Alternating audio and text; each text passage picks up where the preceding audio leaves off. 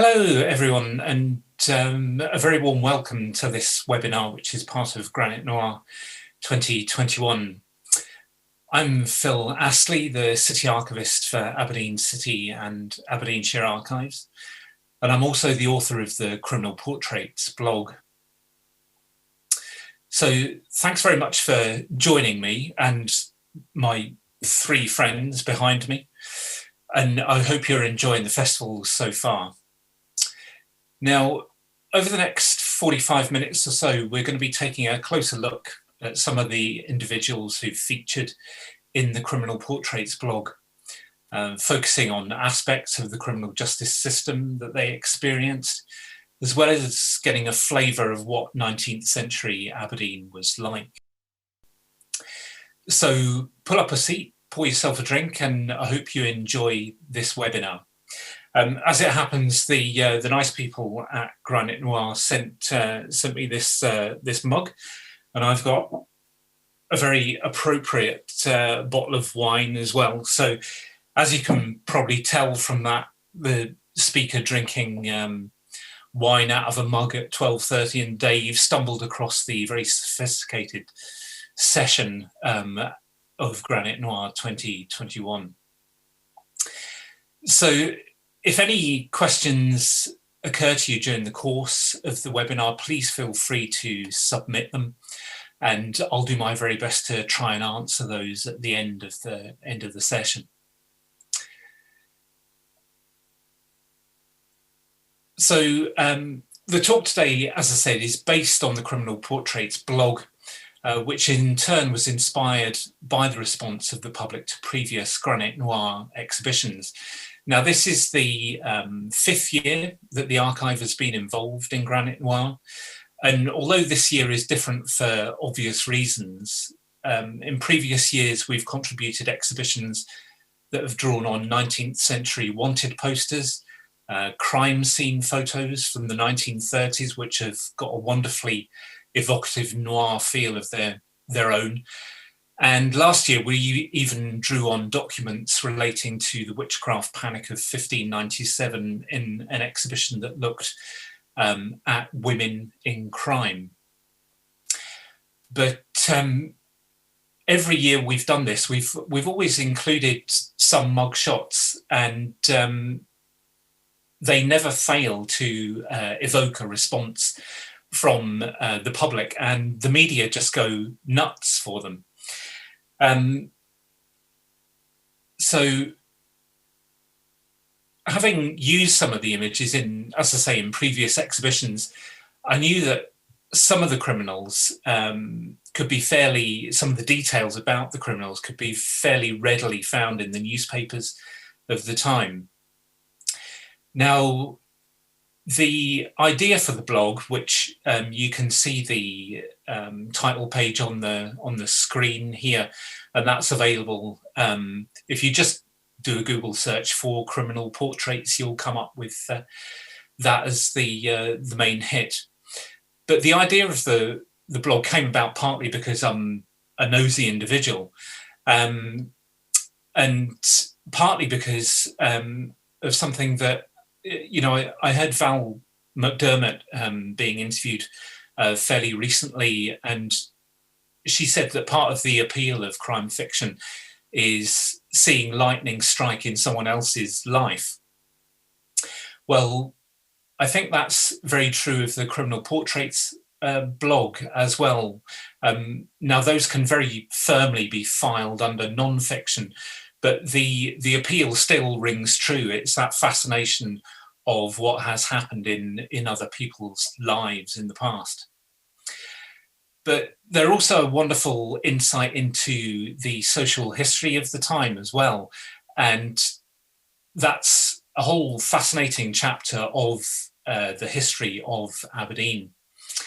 So after we'd used the images at these previous exhibitions, a little voice was nagging at the back of my mind. So what if you dig a little deeper, Phil, and explore other records like census returns, the statutory registers of births, marriages and deaths, post office directories, and the maps of the time as well. And you can build up this wonderful picture of what life might have been like for these individuals. And it's also fair to say that my colleague Katie at work, she'd been reading and recommended to me a book called The Five by Hallie Rubenhold, which is about the women who were murdered by Jack the Ripper. And she did a wonderful job of finding out more information about these five individuals and deconstructing some of the mythology that had built up around these people as just being sex trade workers. And if you've not read that book, I would thoroughly recommend that you do so, because it's a fascinating history. Now, many of the people who feature in the Criminal Portraits blog were very much on the margins of society. And it's quite often the case that these people have really incredibly interesting stories to tell.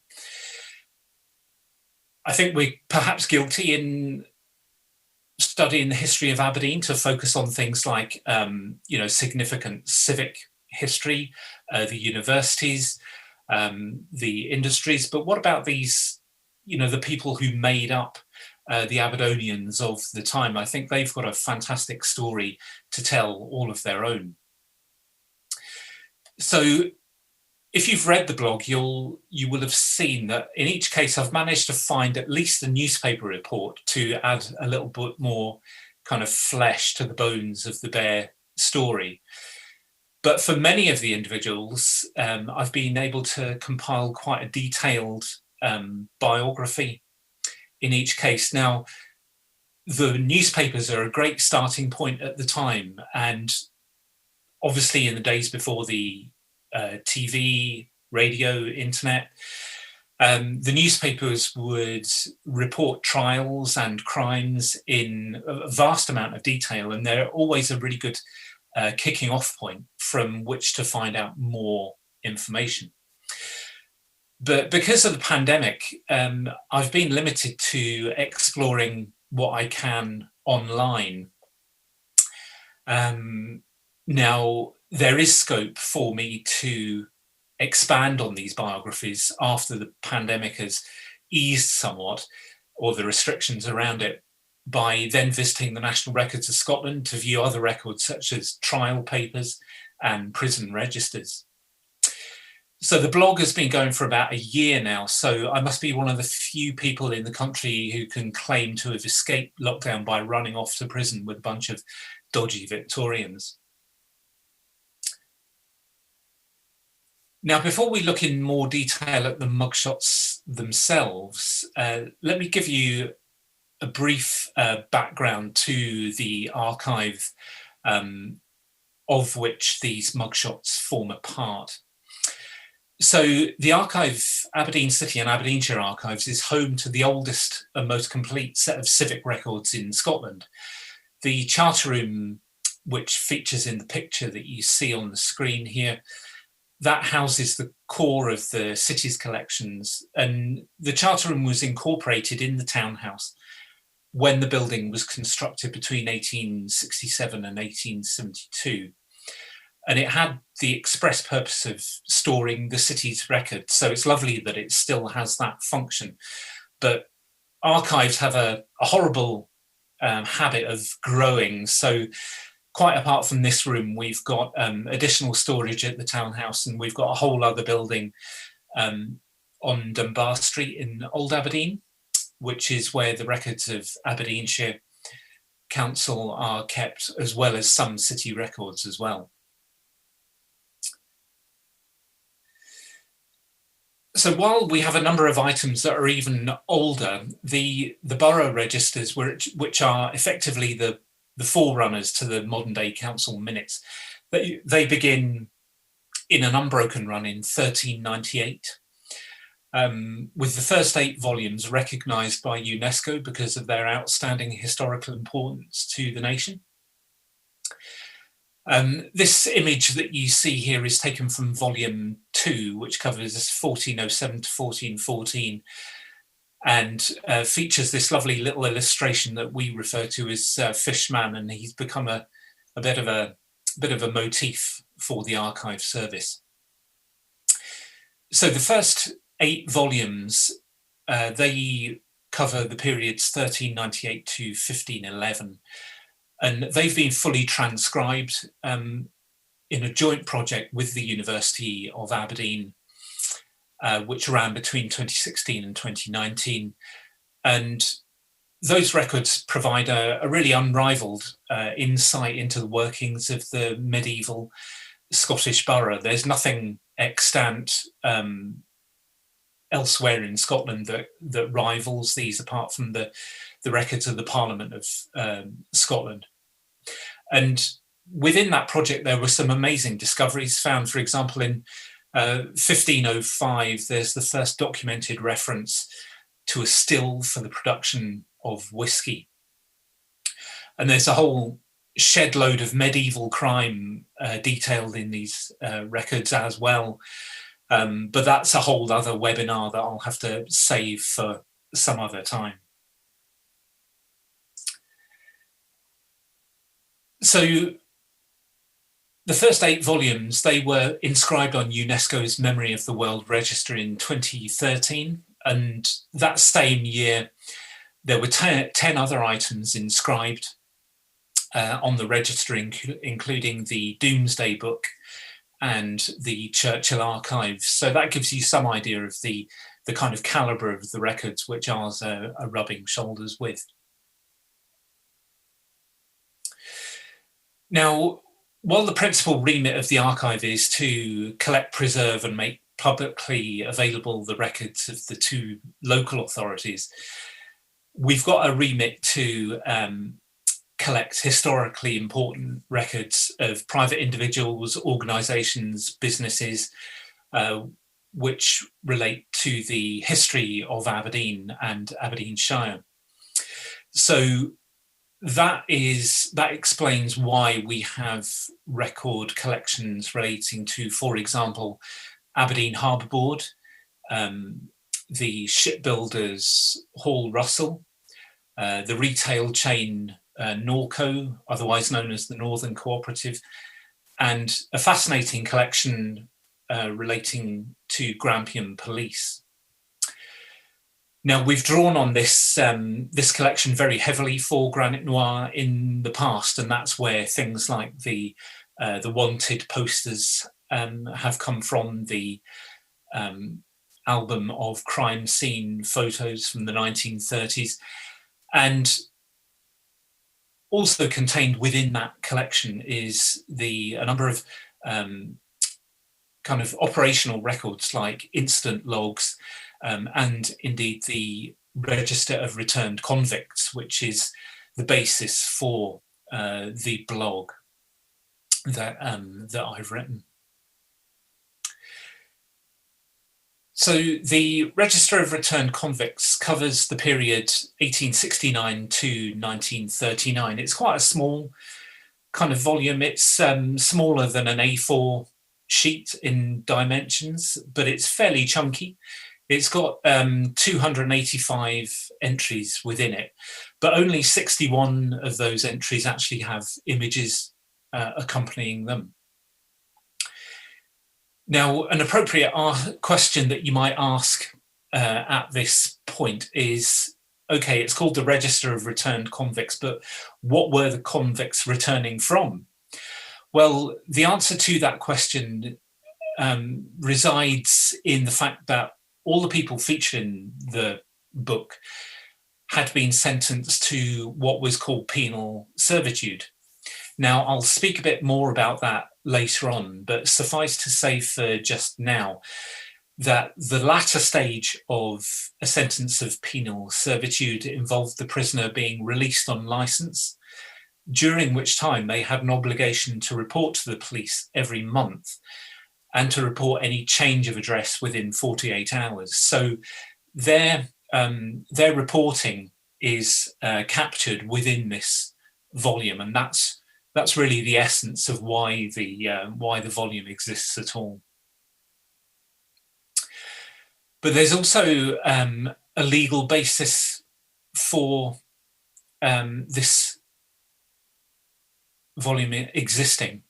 So there were two acts of Parliament that were passed in the late 1860s, early 1870s. The first of these was the Habitual Offenders Act of 1869, along with the Prevention of Crimes Act of 1871.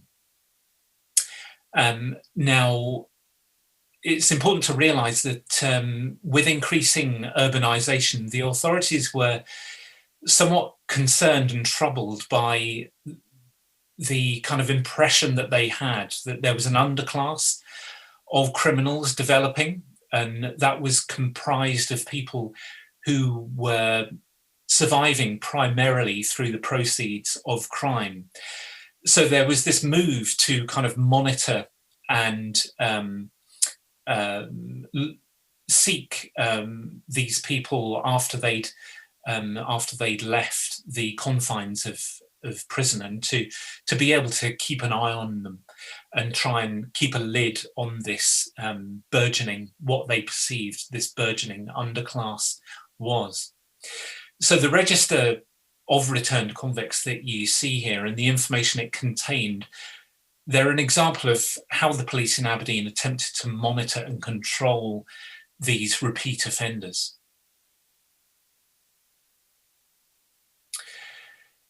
Now, each entry within the volume contains details relating to the individual, their age on discharge, their height, their complexion, the colour of their hair and their eyes, the crime that they'd committed, the length of their sentence, which often included the place and date when they were convicted, the date of discharge, and any distinguishing marks. Now, the distinguishing marks tended to be things like missing fingers or scars. You get tattoos listed. There's one instance whereby a person's personality is remarked on. It's a guy called David Sutherland, and he is described as a cunning schemer, being found sane after release. So David Sutherland he'd obviously feigned insanity in order to be released from prison, but he was discovered that he was perfectly sane afterwards, and this is remarked on in the volume. But that's an exceptional case. They tend to the remarks tend to focus on physical deformities. And bear in mind that this is a time when industrial accidents were quite common. So to have missing fingers or scars was really quite common. And then the bottom half of the page records the addresses where the individuals were living at the times they reported. So for the purposes of the blog, I was able to kind of combine the newspaper reports with details of where these people had lived within Aberdeen.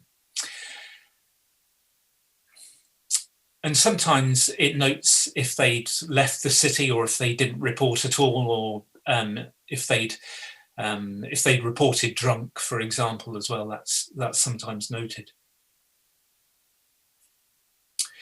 But the most striking element of the entries is, of course, the mugshots themselves, and the images are utterly fascinating in their own right. You can see quite clearly in these 5 photos here that span roughly 1870 to 1893, the development of the technique of mugshots. The image on the left-hand side that you see here, she looks quite, a sweet-looking old woman, and she could quite easily be someone's granny. And it's basically a portrait a full-length portrait of a person sitting. But then as you move to the right, you've got features incorporated in the photos, such as the hands being shown. The one right in the middle of Rosina Mackenzie, she's facing the camera straight on. And then the two on the right-hand side, you've got the hands displayed on the chest to show any scars or missing digits. And on the extreme right, John Proctor there, who's got a wonderfully raised eyebrow. He's probably the cheekiest of all the criminals within the volume. He's got a mirror, a 45-degree angle to his face. So you not only get the full-on face, but you get the profile of the individual as well. So, you know, the 5 photos there, as I say, they show the development of mugshot technology and the technique over time. And that's just in kind of 20 years or so. But you've got to bear in mind that photography at this time was still only accessible to a very limited number of the population. And the people who feature in these images it's a sector of the population that wouldn't normally have had their pictures taken. And that's one of the reasons why they're so fascinating. Pictures at this time tend to be of family groups, family portraits, and it's remarkable to think that the subject of our photos that you see here, they probably would never have seen the resulting photograph, but you know they're saved for posterity and for us to kind of marvel at these days. But the earliest photograph in the Register of Returned Convicts was taken in round about 1868-69. Now, in a Scottish context, that's really quite early and not unique, but quite rare. Now, the use of mugshots started in the 1840s, 1850s. I think I'm right in saying that it really started to be used in Belgium to start off with. But the technology didn't really start taking off until the 1870s. And it was given impetus by theories of criminal physiology, in that individual criminals shared certain facial or cranial characteristics, and there was kind of a criminal look, if you liked. So you've got this kind of dual use of mugshots. On the one hand, they're used as this kind of trying to back up a theory of criminal physiology and comparing characteristics, but they're also a means used by the prison authorities and the police to monitor the population. And as I say, during the 1870s, this really begins to take off. So the criminal physiology aspect is really, it's articulated really nicely by a guy called Dr. Thompson, who was the resident surgeon at the General Prison for Scotland at Perth in 1869, when he wrote, "The writer has visited the great prisons of England, Ireland and Scotland, and in all these authorities, governors, chaplains, surgeons and wardens concur in stating that prisoners as a class are of a mean and defective intellect, generally stupid, and many of them weak-minded and imbecile." He also goes on to say, and I'm quoting, "that intimate and daily experience for many years among criminals has led me to the conviction that in by far the greater proportion of offences, crime is hereditary." He adds that this hereditary or congenital tendency is in most cases associated with some bodily defect, such as spinal deformities, stammering, imperfect organs of speech, club foot, cleft palate, hare lip, deafness, congenital blindness, paralysis, epilepsy, and scrofula. So from my three friends behind me and over the internet, I can sense a collective intake of breath at this kind of shocking attitude. And well, it's shocking from our point of view, but that kind of attitude was fairly common at the time. And bear in mind, as I say, that Dr. Thompson held a position of quite some authority at the general prison in Perth, which we'll come on to later. But it's a really interesting kind of backdrop to the mugshots and why they exist. So, as I say, that's some of the backstory to why the volume exists at all and the rationale for producing and keeping the images contained within it. But what of the Aberdeen of 1869, when the first entry was made? So by a lucky coincidence, the first edition ordnance survey was, I think it was surveyed in 1867 and published in 1869. So this is what Aberdeen looked like at the time. As you can see, the kind of higher concentration of red on the image signifies the greater concentration of the houses and the population. And the city is beginning to kind of expand westwards along the line of Union Street. And the city was expanding really quite rapidly at the time. Between 1851 and 1901, the population of the city doubled from about 75,000 to around about 150,000. And so at the time that our volume commences, we're looking at a population of around about 85,000 people. Now, if I did kind of zoom in on this area of Aberdeen, which incorporates the Castle Gate and Broad Street area, and you can see Broad Street in a kind of diagonal sweep across the middle of the picture there, the middle of the map. And you can see that there's some very familiar places to our criminals would feature on this map. There's the courtroom, for example, and there's also the East Prison as well, which many of them would have been incarcerated in prior to their trials, for example, but also on many occasions as well.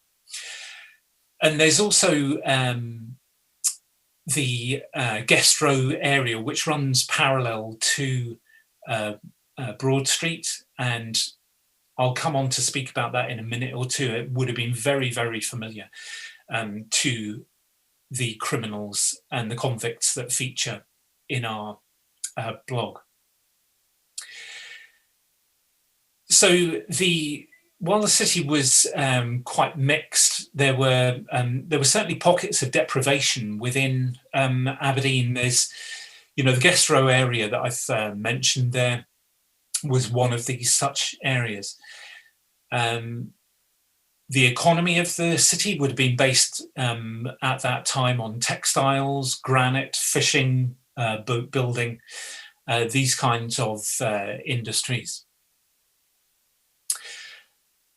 So one of the people who stayed in the guest row area was Anne Mcgovern, who features in the early part of the blog. Now, Anne was a very interesting individual. She was an Irish immigrant, and Irish immigrants had a very low kind of social status in 19th century Victorian Britain. And she would have come over to Scotland in the wake of the Irish potato famine.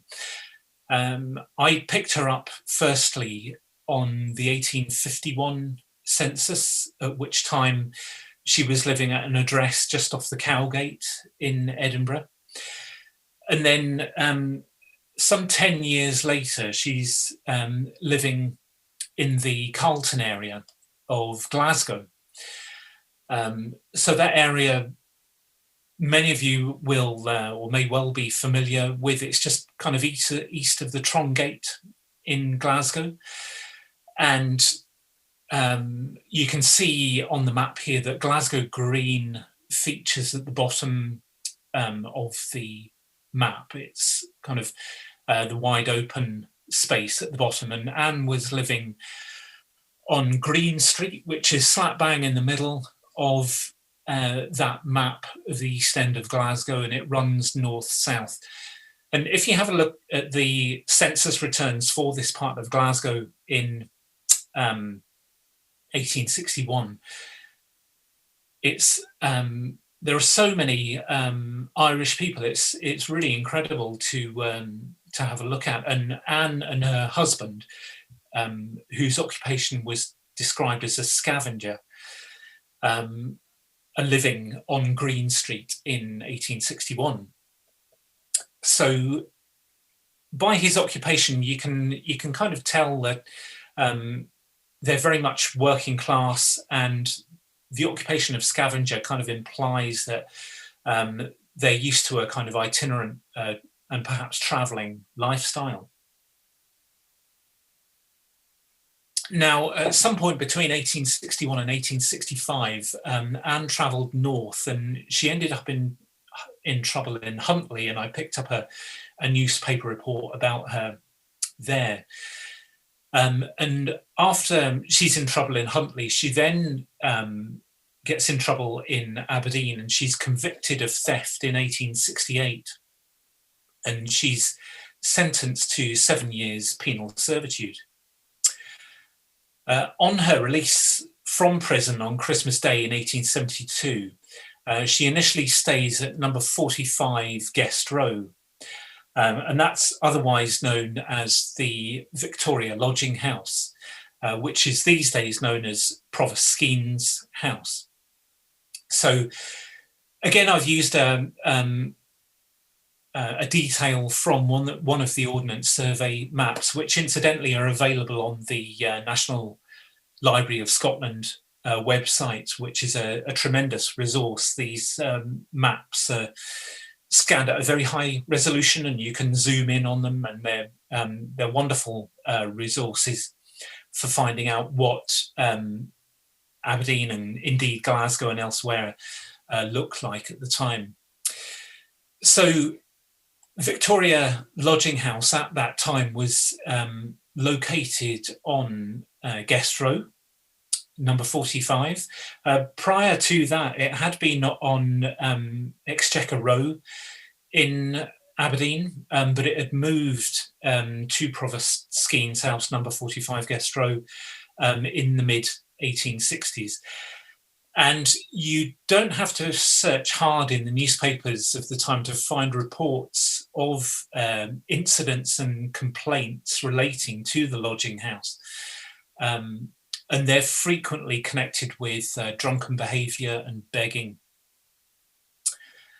So to give you a flavour of what the area would have looked like, there's a couple of pictures here. Now, admittedly, these are early 20th century images, but you can see that the imposing frontage of Marshall has been built by this stage. Now, I think I'm right in saying that this image comes from the 1920s, just prior to when this area was cleared. The Guest Row area was cleared for kind of sanitary reasons, because it was very much it had fallen into a kind of slum dwelling area. But you can see the Guest Row area in front of Marshall there was very densely packed with housing. And then there's this image here, which was taken kind of within that area, and you can just about see the spire of Greyfriars Kirk peeking over at the top of the photograph there. But that's, that area would have been very, very familiar to Anne Mcgovern. And then this is the Provost Skeen's house of today. Now, Anne Mcgovern only remained at the Victoria lodging house for around about 4 months before she was convicted for theft and sentenced to 8 years penal servitude. But remarkably, we've got another image of her which features in another album within the Grampian Police collection of records. Now, that album contains around about 930 images taken at Perth prison between 1880 and 1883. So, it's just incredible that we've got these two images of Anne taken roughly 10 years apart. Now, Anne very much had a life of crime. I did find her on the 1881 census. She's living in Dundee with her niece. But then the Perth prison photo that you see here was taken, I think, 1882. And then come the 1891 census, she's back inside Perth prison. So she's one of these habitual offenders that is in and out of the prison system on a kind of revolving door basis. Now, it's intriguing to think that a number of the convicts who feature in the blog and in the volume would have known each other. There's absolutely no doubt about that. Now, they either did so either by kind of reputation or perhaps by staying at the Victoria lodging house, for example, as Anne Mcgovern did, or having met during their various incarcerations at Perth or the East Prison in Aberdeen or elsewhere. Now, one convict whose reputation certainly went before her is this woman here, whose name was Isabella Mclaren, or Sivrite, and she's one of the few people within the register who has a nickname specified, and she was known as the Butterfly. Now, there is another entry. Unfortunately, he doesn't have an accompanying picture, but he's known as Chips, which is a great moniker as well. But Isabella Mclaren was known as the Butterfly, and that kind of implies that she fluttered gracefully between one crime and the next, although she had a list of convictions as long as your arm. By 1869, it was around about 30. And in her case, you have to think that rather than fluttering gracefully from one crime scene to the next, it was a case of crashing from one disaster to another. Now, she was born in Turriff to parents who were crofters, and she had what can only be described as an eventful life, including a marriage to a husband who ironically worked as a carter at one point for the police in Aberdeen. And he was also tried for bigamy in 1867 while his marriage to Isabella was still subsisting. Now, Isabella herself was an habitual thief par excellence, and we know that she went through a period of homelessness in the New Pit Sligo Mintlaw area, and she ultimately came to a very sad demise by drowning in Peterhead Harbour in 1898. Now, I have Dr. Dee Hull of Aberdeen University, who's got a similar fascination as myself with the dark underbelly of life in 19th century Aberdeen. And Dee kindly made me aware and identified that Isabella also worked as a prostitute in Aberdeen, and in the registers for the East Prison for Aberdeen, which are kept at the National Records of Scotland in Edinburgh, she's listed as such, and she's in and out of the East Prison on many, many occasions. Now, perhaps understandably, evidence about prostitution in Aberdeen during the 19th century is not particularly easy to find. It's not the kind of business that creates records, is it?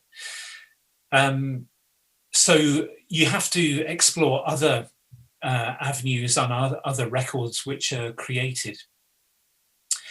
Now, our archive does hold a remarkable document from January 1855, which is a list of prostitutes in January 1855, which was compiled by the Commissioners of Police, really in response to a growing concern about the threat that prostitution posed to public health in Aberdeen at the time.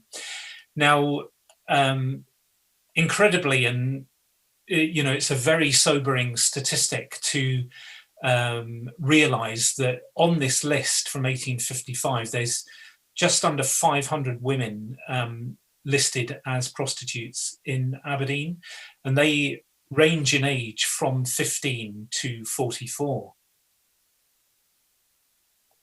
Now, on that list, there's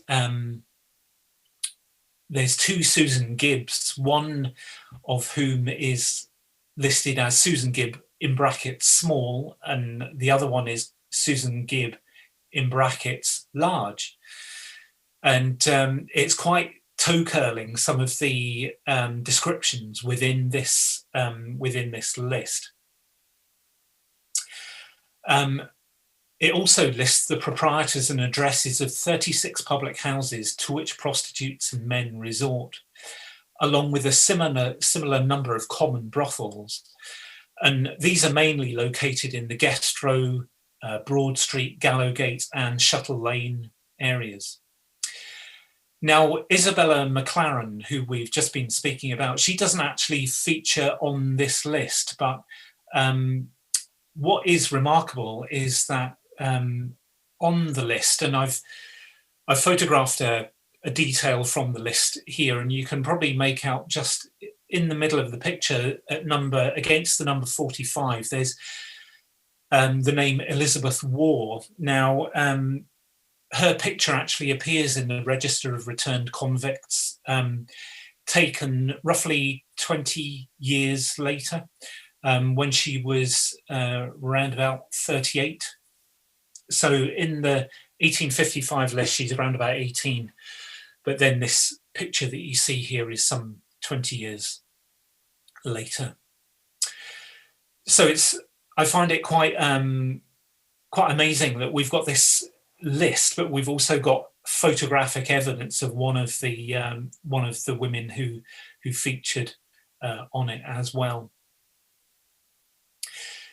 So the 1871 census lists both Elizabeth Waugh, that you see on the screen here, and Isabella Sivrite as inmates at Ayr Prison. So we can be fairly certain that these two knew each other, not only through their involvement in the sex trade in Aberdeen, but also through their time spent incarcerated at Ayr. But Isabella and Elizabeth are slightly unusual in our convicts in that they spent time down at Ayr Prison, because it was far more common for someone who was sentenced to penal servitude to be sent to the general prison at Perth. And you can see a plan of it here, which again is taken from the first edition Ordnance Survey map of the relevant area of Perth.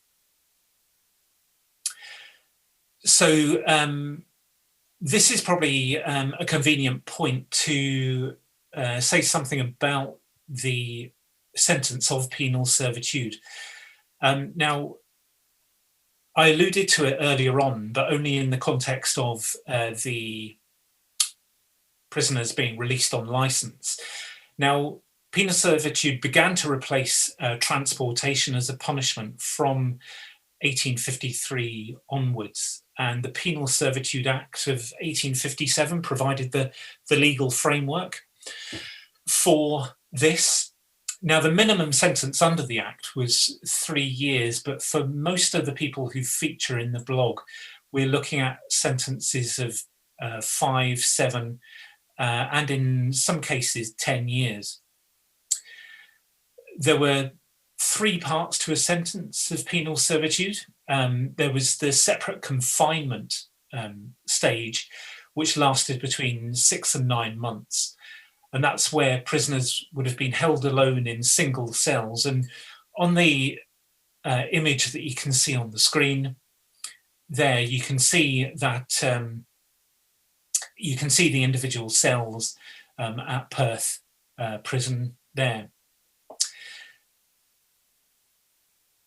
Now, the second part of the punishment was the public works section. So that would have included occupations such as net making, carpentry, sack making, shoemaking, tinsmithing, weaving, tailoring, washing, etc. And then the third part of the sentence, as I said earlier on, was the release on licence.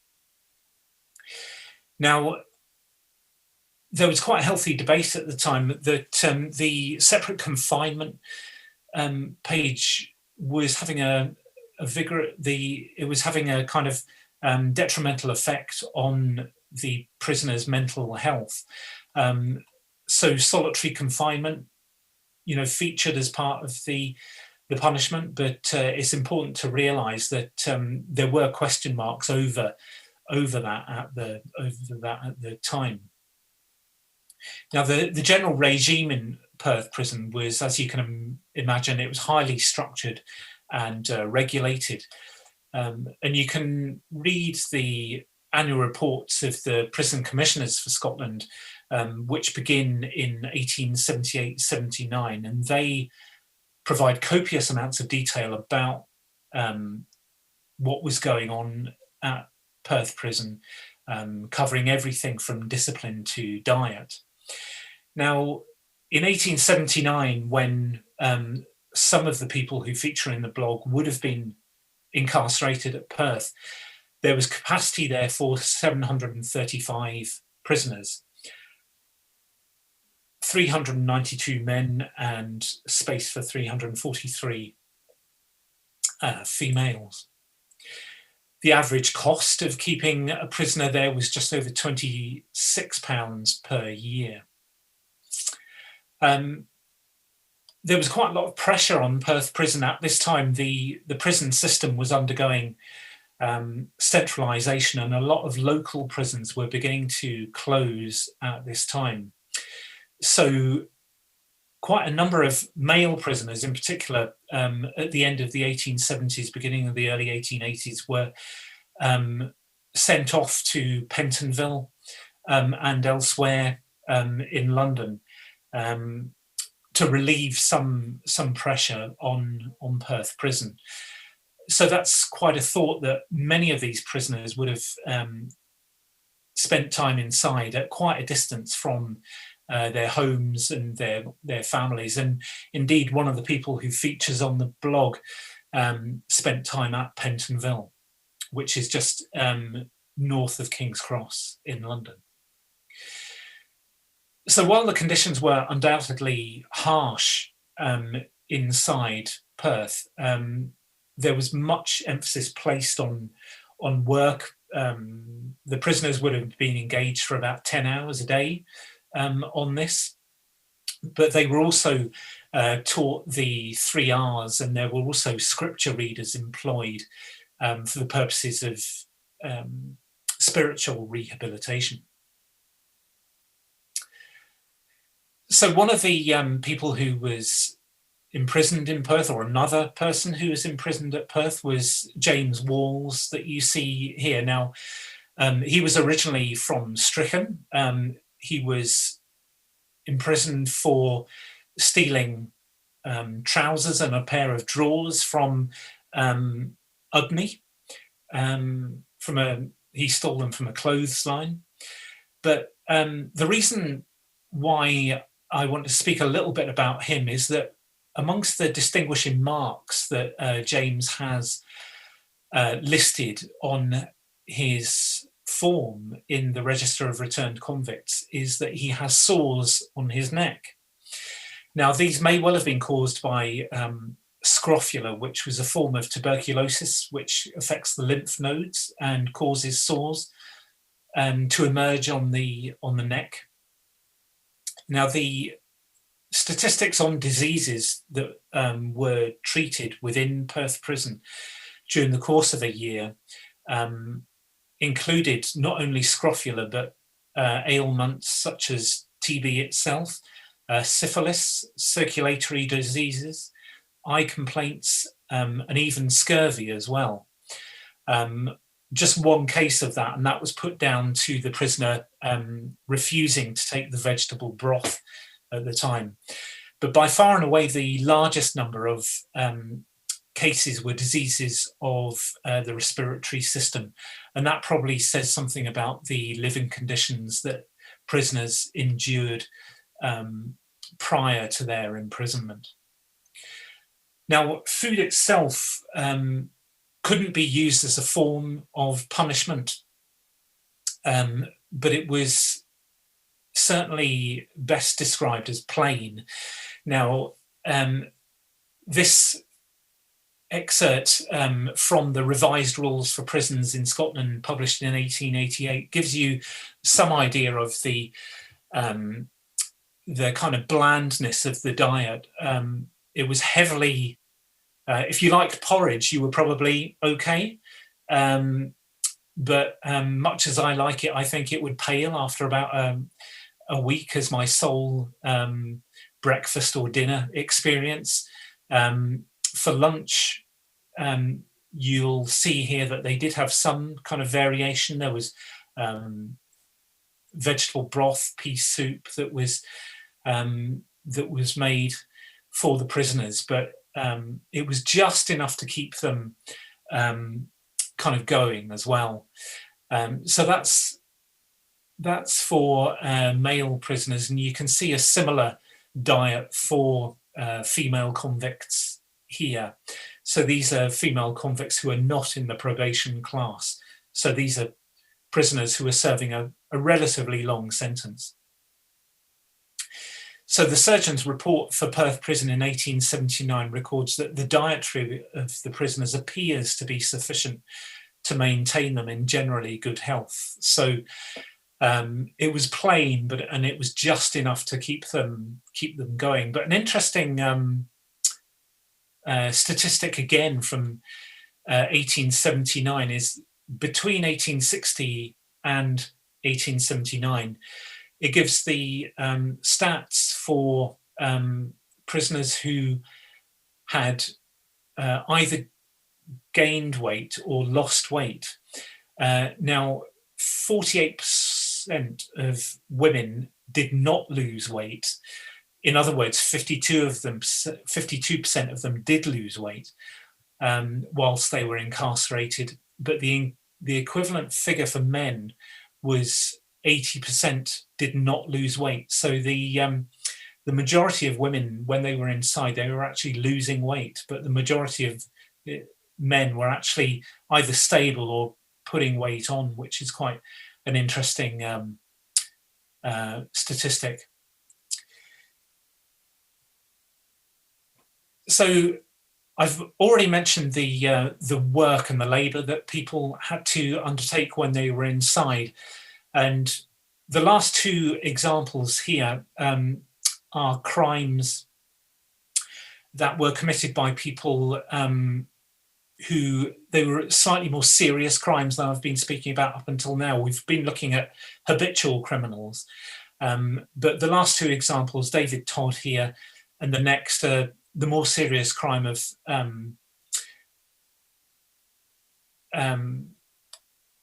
culpable homicide. They are actually tried for murder. But David Todd here was a shoemaker. His skills would have been much in demand when he was in Perth prison, because the prison used to sell the products of the prisoners' output.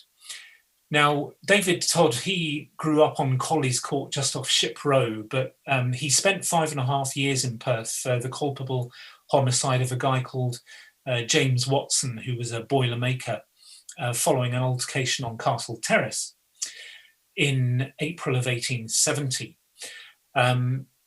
David was indeed tried for murder, but the judge accepted his plea of self-defense. Now, this has got, I find this case quite interesting because it's got echoes of the knife crime debate today, because he was actually carrying a weapon, and although he pleads self-defense, he actually, and the judge accepts that. It's interesting to think that he got a similar sentence to the likes of David Walls, who was nicking trousers from clotheslines. So, you know, the punishment in his case seems to be fairly lenient for what we might consider to be quite a serious crime. And you can see that the bottom half of David Todd's entry here illustrates very well the system of recording a convict's address whilst he was on licence and reporting to the police. So this indicates that he was living at number 41 Jack's Brae in Aberdeen. Now, if I zoom in on the map, that'll give you an idea of where Jack's Brae was in Aberdeen. And then similarly on the next example, which relates to Catherine Anderson, who was also tried for murder but imprisoned for culpable homicide. She lived at an address called on Rosebank Place, number 16 Rosebank Place, which was just off the Hard Gate in Aberdeen.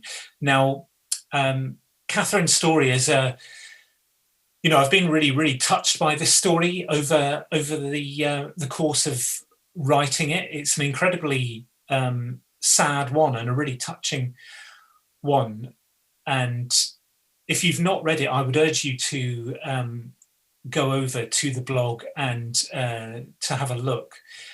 But suffice to say that she was tried for infanticide on 2 occasions in 1883 and 1890. And she had 2 children who survived, a Samuel, who was born in 1881. And I think from the research that I've done that the father was an Irish immigrant. And then she had another child who survived called Helen, who was born in 1888, and she also survived. Now, through the course of researching all these criminals that I've been speaking about, in some weird way, I've felt quite close to them, and kind of closer to the times in which they lived. But I just wanted to finish off the webinar today by telling you that the most remarkable connection was made to Catherine Anderson, because after publishing the blog, I've subsequently been contacted by 2 descendants of hers who come from the child Helen, who was born in 1888. Now, that was it's an incredibly kind of tangible connection to not only Catherine herself, but to the wider people within this blog. And that's where kind of the social side of the history has really come alive for me, if you like.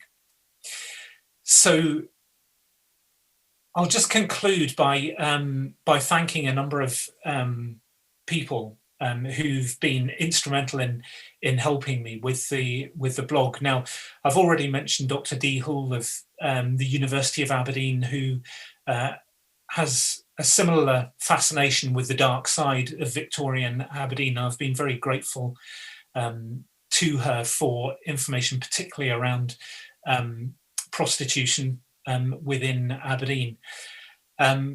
Mr. Richard Ireland of the University of Aberystwyth and Professor Helen Johnston of the University of Hull were really very encouraging when I started off the blog. So I'd really like to thank them as well.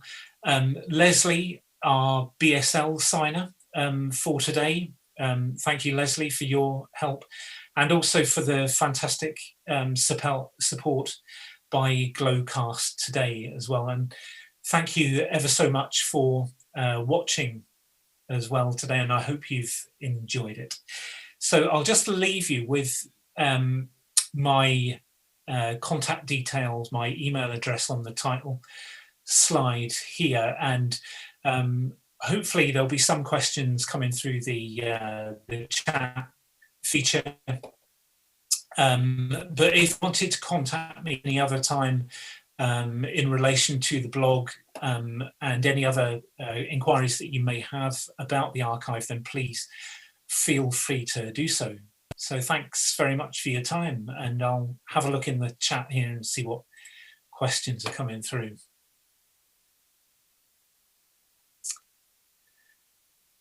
So yeah, the first question here is, why do the subjects have their hands across their chests? So you would have seen in some of the later mugshots, the ones that are dated around about 1890 and later on, that the hands are placed like this. That is because it's showing the camera any physical features of the hands. I mentioned earlier on about the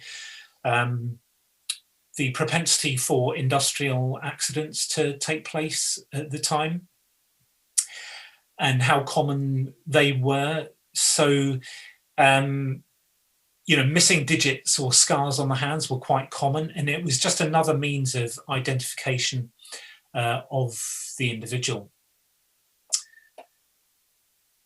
And then Leslie here, what items, artifacts and documents about Aberdeen and the North East would you most like to add to the archive? Gosh. Well, you know, our kind of collecting policy takes in to, you know, within scope of that is any historical information that relates to the wider history of the Northeast of Scotland. So we've got quite a broad scope. We do concentrate on documentary heritage, so it's original records. Now that can encompass things like letters and volumes, like we've been speaking about today, business records, estate records. But it can also be things like photographs as well. Artifacts, like three-dimensional objects, we would tend to pass to our colleagues in the museum's service. But you know, these days we are starting to get things in lots of different electronic media as well. So it's really important that the historical records that are generated today keep on coming to us. Some of the things that I would really like to add to the archive are records that are currently held at the National Records of Scotland. And they're things like Sheriff Court records and maybe prison records relating to the East Prison at Aberdeen. Now, they could be kept in a suitable purpose-built archive on what's called a charge and superintendence agreement. So that would be my wish list, I think. Does the Aberdeen Archives have Shetland records for any time period? No, we don't. We may have one or two items that relate to Shetland in some way, but if you know, the main place to go for information about Shetland is obviously the Shetland Museum and Archive, which is a fantastic resource in Lerwick. There, we may have, as I say, one or two items that pertain to aspects of Shetland life, but nothing on a kind of systematic basis. And was the photographer employed solely to take the photographs of the criminals, or did they do other photographic work? That's a really, really good question. So in the kind of early stages of mugshot technology, when they started off, it was quite often the case that the photographer was a prison employer or employee, I should say, who had a particular interest in photography. It might have been a prison warder who had an interest, and they started to do it.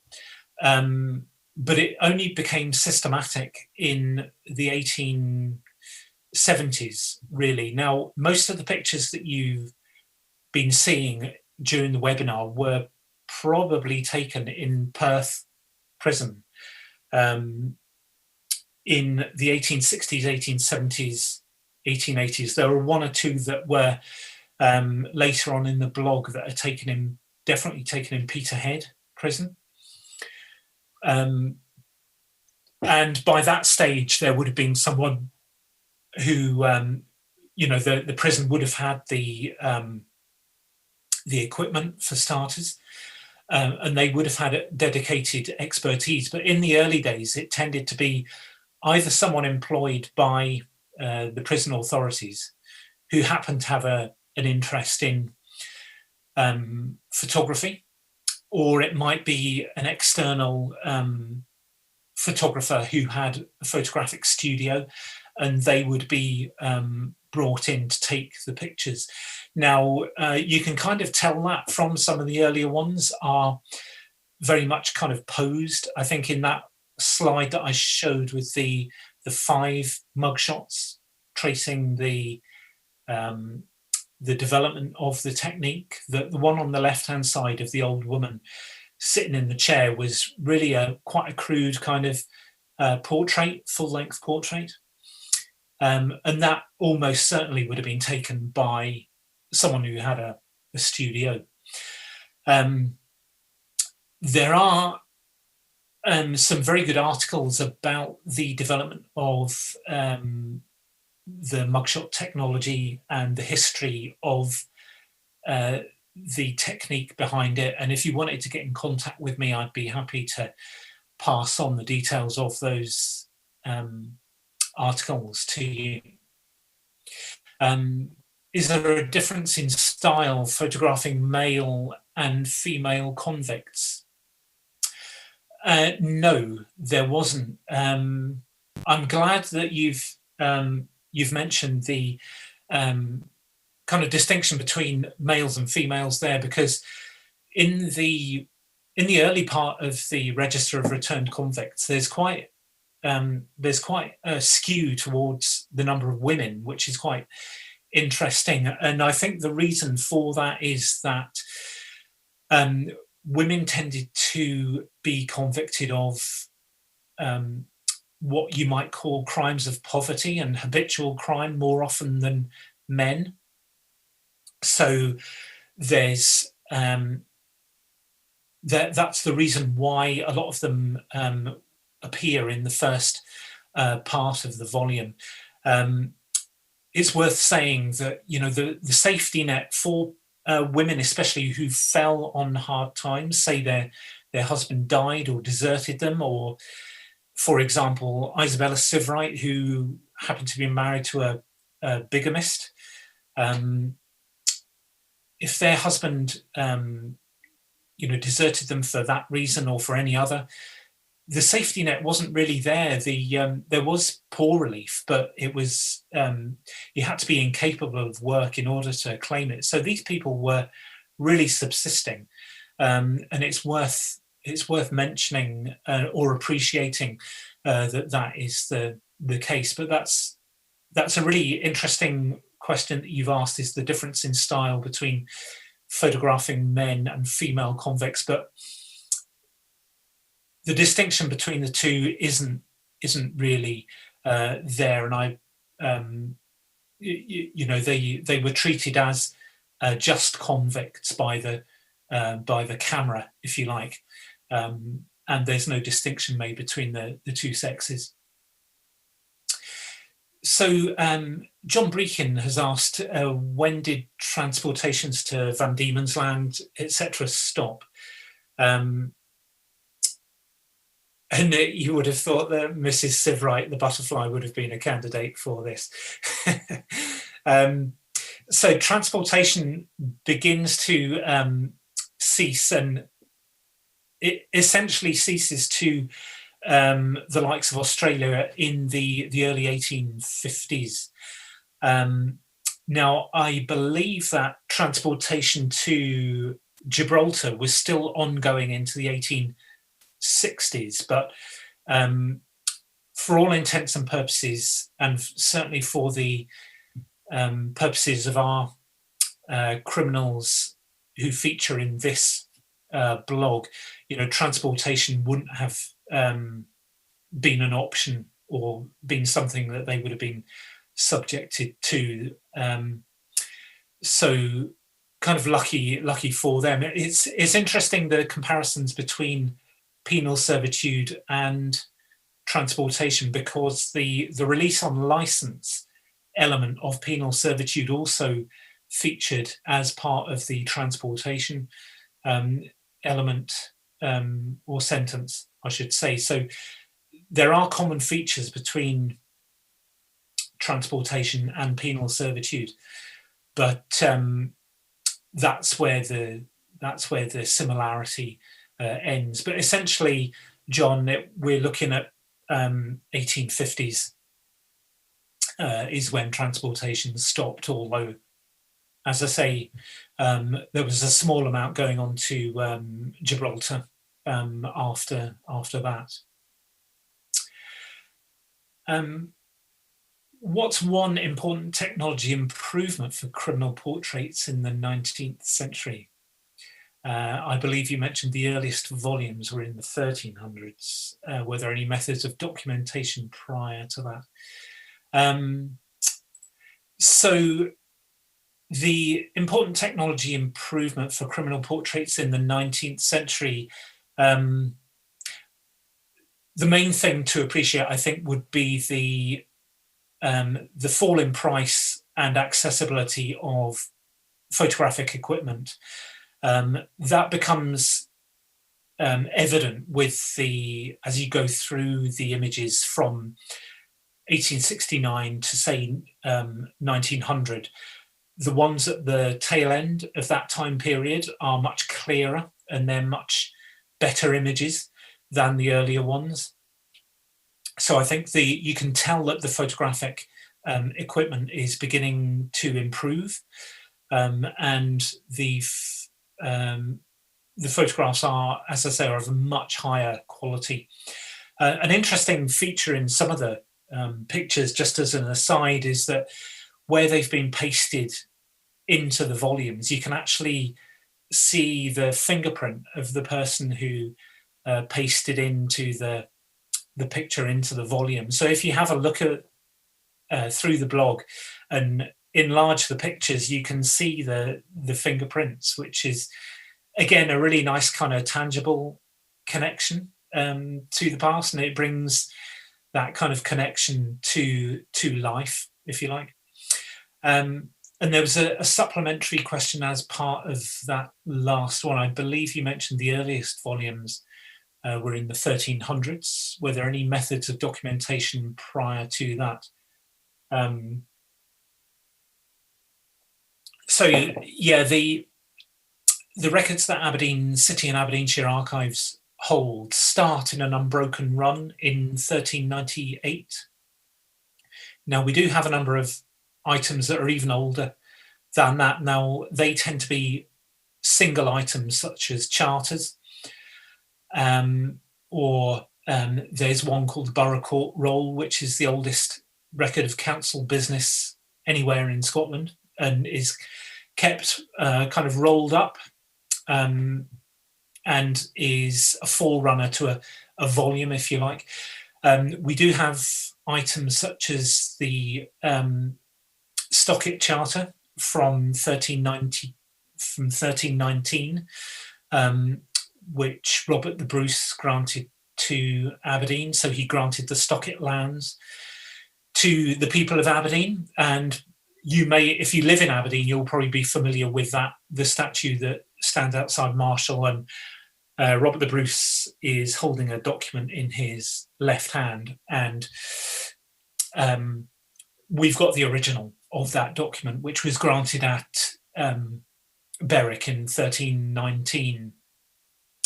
So those, the oldest item that we have is from 1179, and it's a very small charter. But really, the 1398 onwards records are when you start to get the kind of administration of the city documented in great detail, and they're a fascinating collection of records. But as I said earlier on, that's a whole other webinar that I'll have to do at some other point, I think. Crazy question, but have people got taller? These women so far have all been around 5 feet.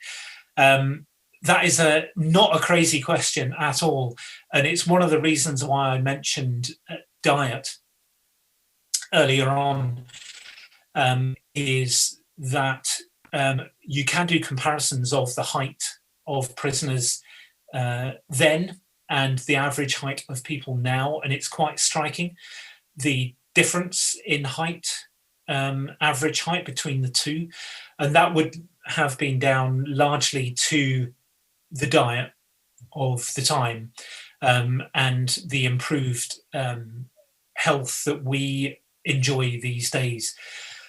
So it's not a crazy question at all. And I think I mentioned in the acknowledgements at the end, Richard Ireland from the University of Aberystwyth has done some really interesting research into this area, and that's worth looking at. But I think a detailed study of the Scottish experience has yet to be done. But it's, as I say, it's not a crazy question, and people definitely have got taller over that time. Now, sadly, I think we're just about out of time here. So if there are no further questions coming through on the chat, Roxanne, I'd just like to say thank you ever so much again to everyone for joining me online this afternoon. It's been a really interesting experience. Sorry it couldn't have been in person, but we'll have to make up for it with a humdinger of an exhibition for Granite Noir next year. So thank you ever so much for listening this afternoon and for watching. And do please get in contact if you've got any further questions at all relating to the blog or the experience of criminals in Aberdeen. So thank you.